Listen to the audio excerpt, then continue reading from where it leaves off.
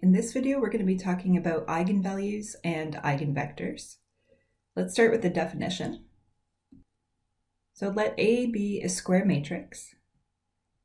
If we have A times x equals lambda times x for some non-zero vector x, then we say that lambda is an eigenvalue of A, and this lambda is a number.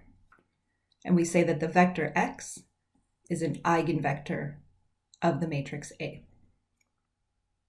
Let's show that the vector 1, -1 is an eigenvector of the following matrix A. So what we're looking to do here is calculate A times x, just our usual matrix product. And what we want to show with a little bit of calculation is that this comes out to some number times the vector x that we started with. In other words, we want to confirm that this comes out to a multiple of the vector x. So we're going to take our matrix A, multiply it with our vector 1, -1, and we'll just do our usual matrix multiplication. This is going to give us 4 and -4. So yep, sure enough, that comes out to a multiple of this vector x that we started with. Specifically, it comes out to exactly 4 times that vector that we started with. So let's pause for a moment here and just notice how special this is. Normally, when you multiply a matrix A times a vector x, normally you do not get a multiple of the vector that we started with. So the fact that we're getting some number times x is pretty special, and we have specific terminology to represent this situation.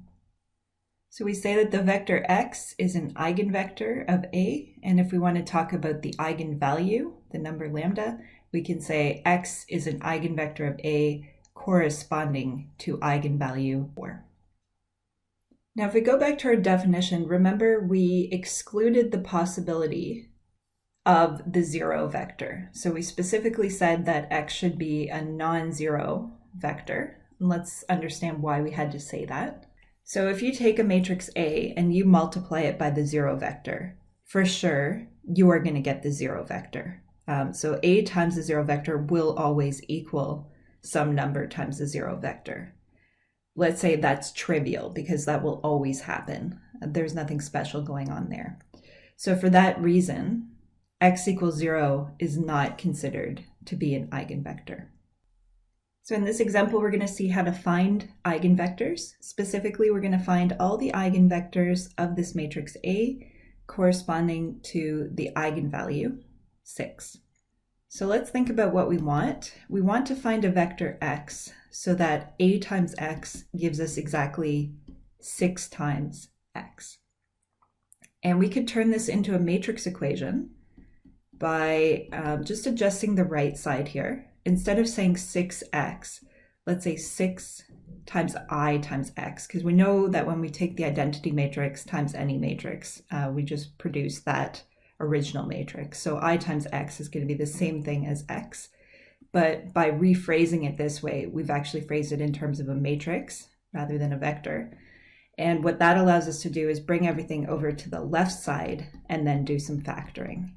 So on the right side here, what we've actually got is the zero vector. Two equal vectors give us a zero vector when we subtract, and then we can factor out that vector x. So that's going to leave us with A minus 6i in the brackets. So in other words, this tells us which system we need to solve to find our eigenvectors. The coefficients are going to be A minus 6i, and on the right side, we're going to have just the zero vector. So this is the system we want to solve to find the eigenvectors. So let's consider this to be a shortcut. Next time we want to find the eigenvectors of a matrix associated with some specific eigenvalue, let's think about the fact that, we need to solve a homogeneous system. On the left side is A minus lambda I. So let's think about what this matrix A minus 6i is going to look like. I think I'll do that as a side calculation so that, again, we can build a little shortcut here. So here's our matrix A, and let's see what happens if we subtract off 6 times the identity matrix. So that's like saying we're taking our matrix A, and we can think of this as plus, and we'll just distribute the -6 in there.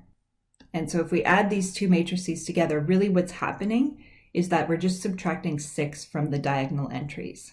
So on the diagonal, we have -3 and -2, and in the other positions, our matrix A is not changing.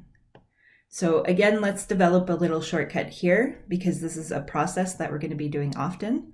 If you see something like A minus 6i, think about conceptually just subtracting 6 from your diagonal entries, and then the off-diagonal entries will be the same as the original matrix A. So now that we've developed those two shortcuts, we can find our eigenvectors relatively quickly. So starting from the beginning of the problem, we'd say, well, we're going to solve the homogeneous system with A minus 6i in the coefficients. We're going to take our matrix A, and we're just going to subtract 6 from the diagonal entries. So that's going to give us -3 and -2 on the diagonal. The other entries will be the same as our original matrix A, and then we'll have zeros on the right side. So then it's a matter of putting this matrix into our REF so that we can solve. So we will have zeros down the right side. We're going to have a 0 row at the bottom, and in the top row we're going to have 1 2/3. So you could go through the algebra there and check that if you wanted. So now what we're going to do is solve the system. We'll call our unknowns x1 and x2. So usual way of solving the system, we would go through the rows and just circle the first non-zero thing that we see in each row. We can see that the second column doesn't get a circle. So x2 is going to get a parameter. Let's say x2 is t. And then from the top row, we can say x1 plus 2/3 x2 equals 0. So in other words, if we bring this term over to the other side, that says x1 equals minus 2/3 times t. And then we can write this up in vector form. We would have minus 2/3 times t and 1 times t. And remember, in our definition, we said that the 0 vector is not considered to be an eigenvector. So technically, we should say for t not equal to 0, t can be any real number we like except 0. The 0 vector is just not an interesting case of ax equals lambda x. So the other thing that we can do is we can get rid of the fractions here. Because if we're taking all possible multiples of this vector, then we could multiply this vector through by 3, and we could have -2, 3. In fact, sometimes what we'll do is we'll multiply through by -3 so that the first component comes out positive. So you might see something like 2 -3 times t. So if we're talking about all possible multiples of this vector here, that's the same thing as saying all possible multiples of this vector here. And again, we would want to exclude the 0 vector. So we would say for t not equal to 0. So we have found all the eigenvectors associated with the eigenvalue 6 for that particular matrix A. If you wanted to check your work, what you would check is that when you take A times the vector 2, -3, that you do get exactly 6 times that vector 2, -3. So you could go through and check that algebra if you wanted to confirm that this process works. So let's write down a fact, just representing the shortcut that we figured out in that previous example.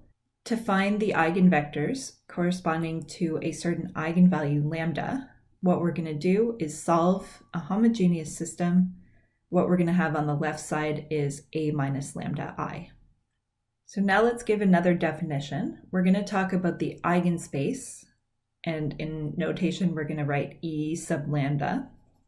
This is the set of all eigenvectors of your matrix A corresponding to lambda plus the 0 vector. And it's a subspace of Rn. So let's talk geometry for a second. Let's say we're talking about a 3x3 matrix. So our eigenvectors are vectors in R3. We're saying this eigenspace is going to be something like a line through the origin. So maybe something like that, or maybe a plane through the origin. So there's a little bit of a subtlety here, because we said when we're talking about eigenvectors, we purposefully exclude the 0 vector.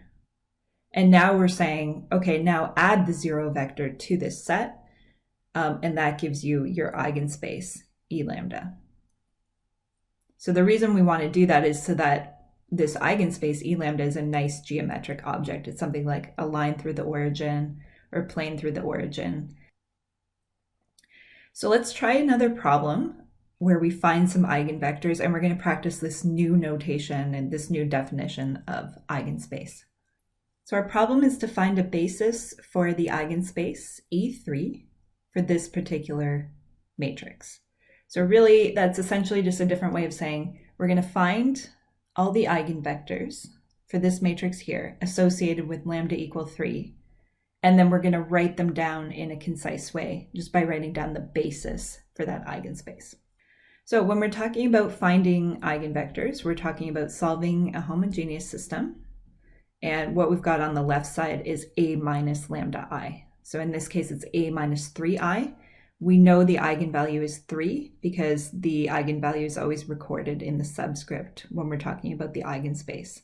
So in general, when you're talking about an eigenspace, you're using the notation E lambda, and you can just read off your lambda value that way. So we're going to have zeros down the right side. We're going to think about the fast way of writing down a minus 3i. We're just subtracting 3 from the diagonal entries of a.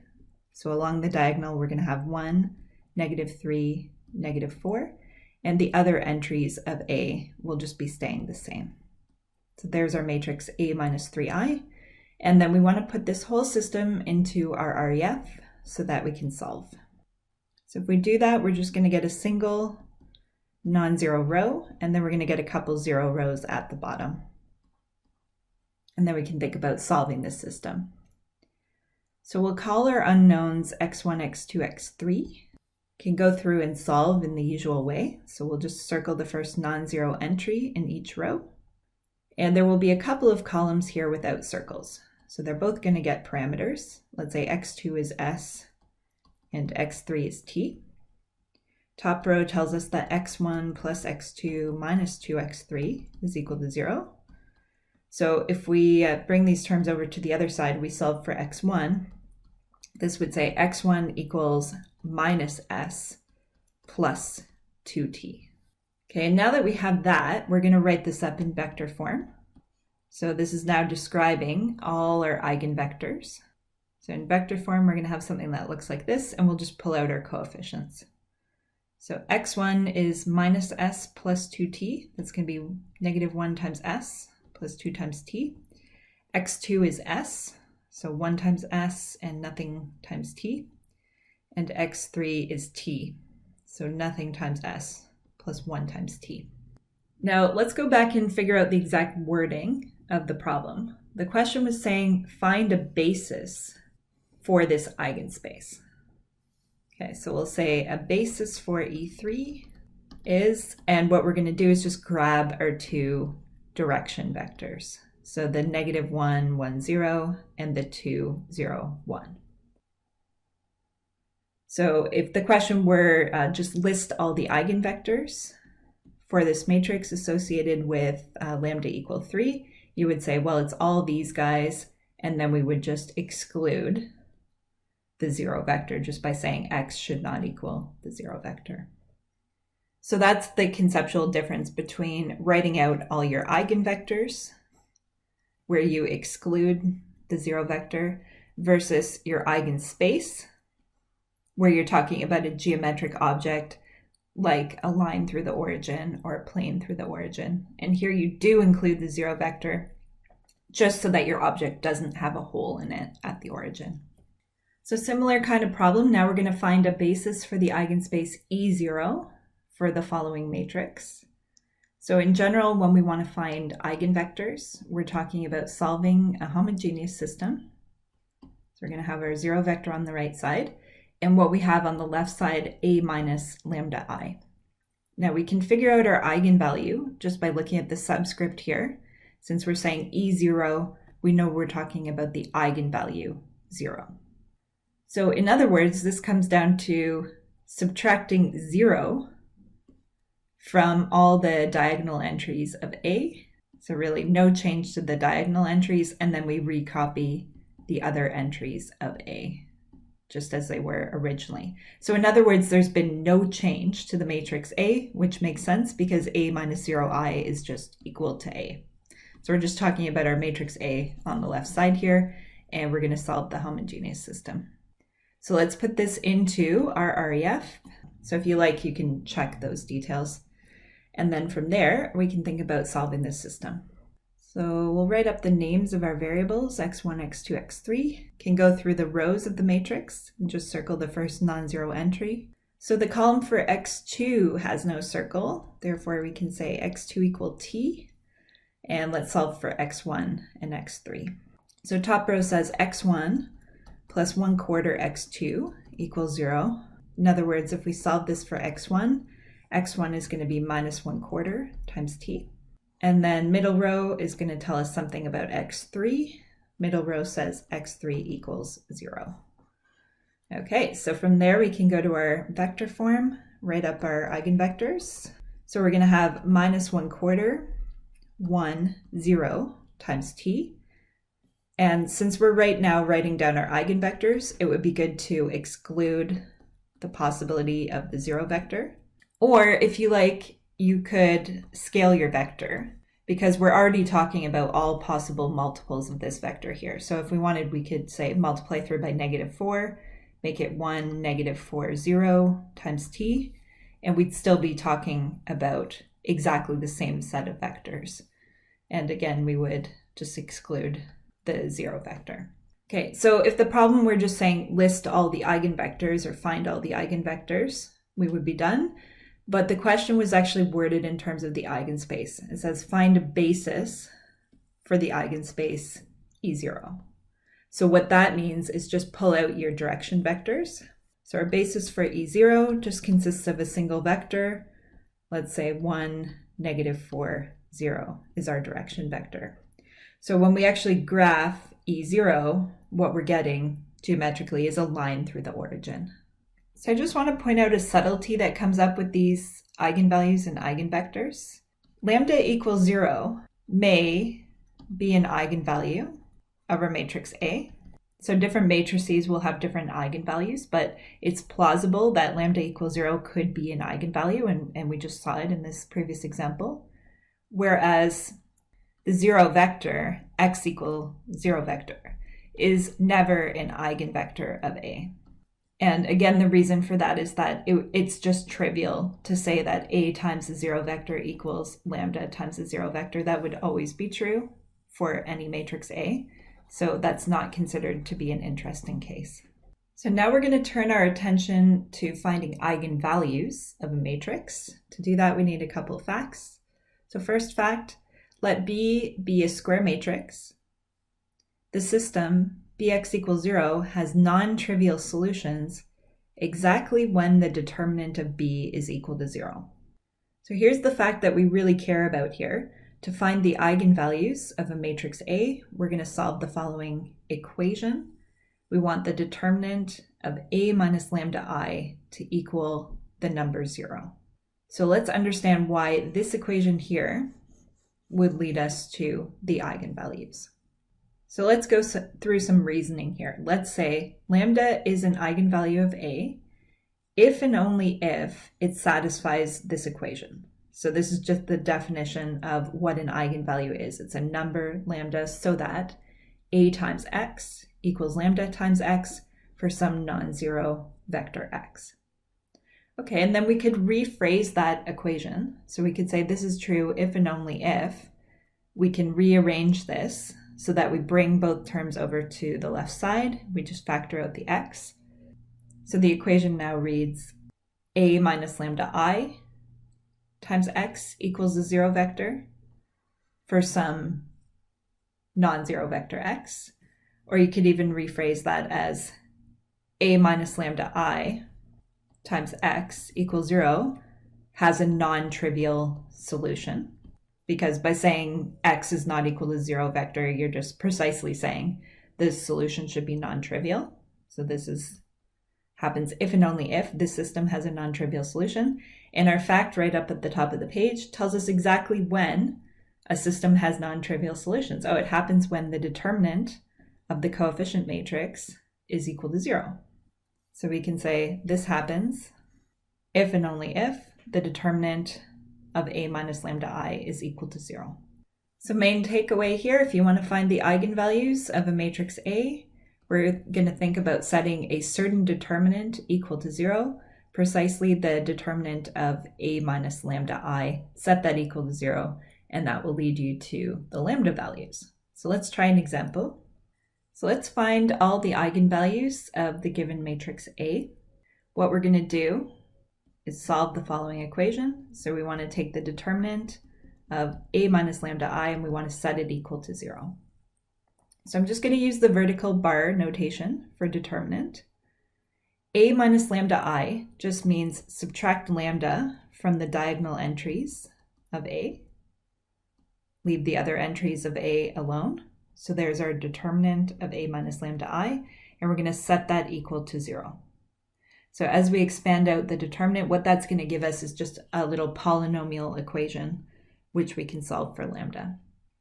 So calculating our determinant in the usual way, we multiply along the main diagonal. So 4 minus lambda times -7 minus lambda. And then we need to subtract off the backwards product. So minus -2 times 5, and that all equals 0. So remember this kind of pattern for the determinant, just this product minus that product.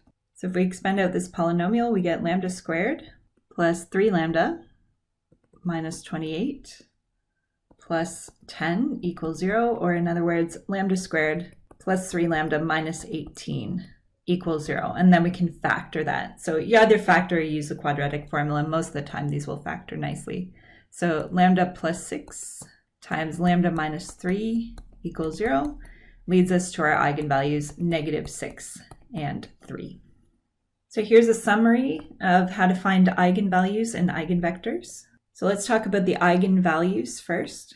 To find eigenvalues, we're going to solve an equation where we set a certain determinant equal to 0. Specifically, it's the determinant of A minus lambda I that we want to set equal to 0.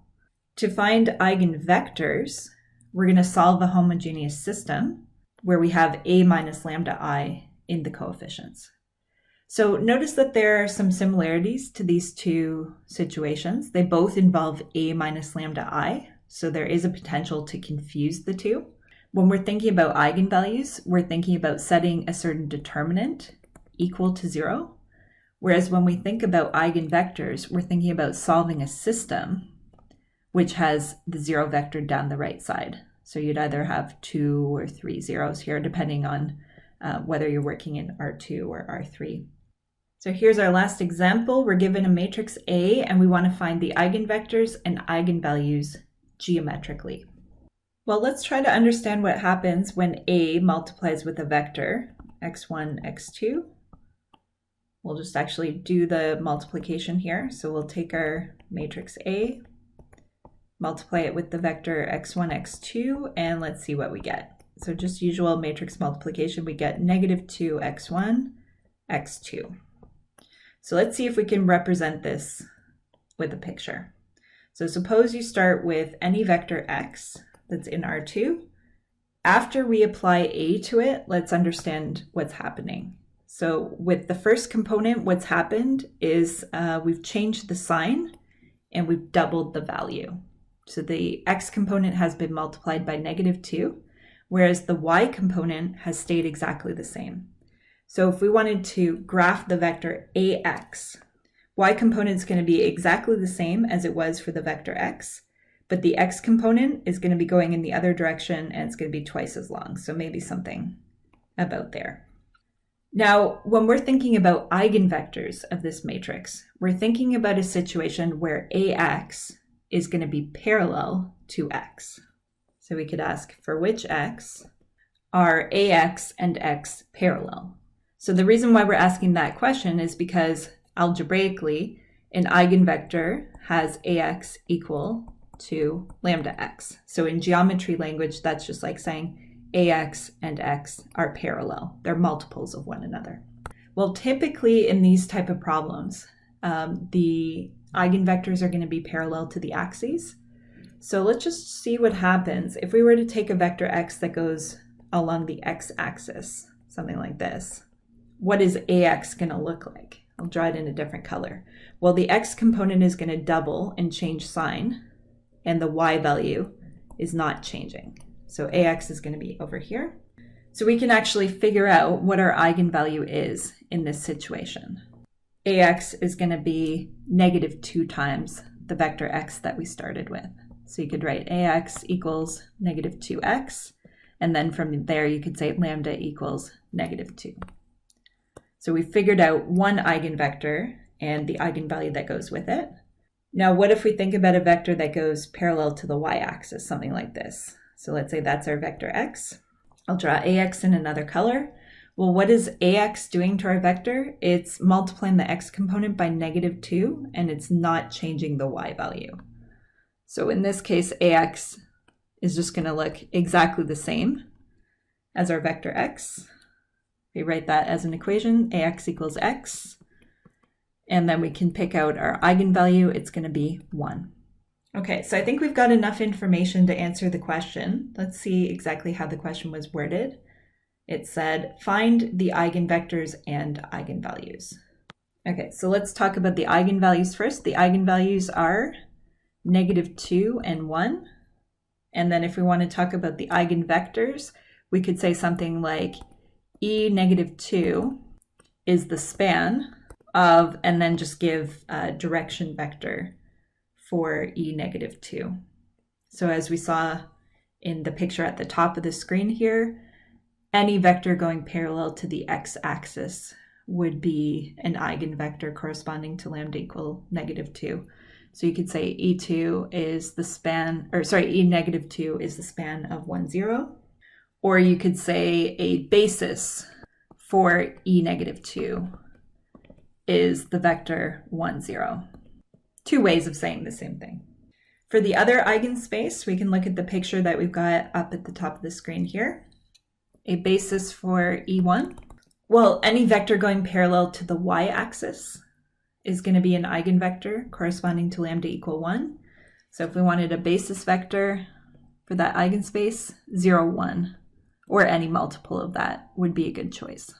So let's just leave our answer in terms of a basis for the eigenspace, since that's how we were giving most of our previous answers. And there we go, we've answered the question. So we've indicated what our eigenvalues are, and we found a basis for each eigenspace. So now we completely understand the eigenvalues and the eigenvectors. Okay, we know that we've got all of them because a 2 by 2 matrix will have at most 2 distinct eigenvalues. We know that just because when we solve for the eigenvalues, we're getting a quadratic equation. So there can be at most 2 distinct solutions. So we know we've fully answered the question. So eigenvalues and eigenvectors come up in many, many different applications.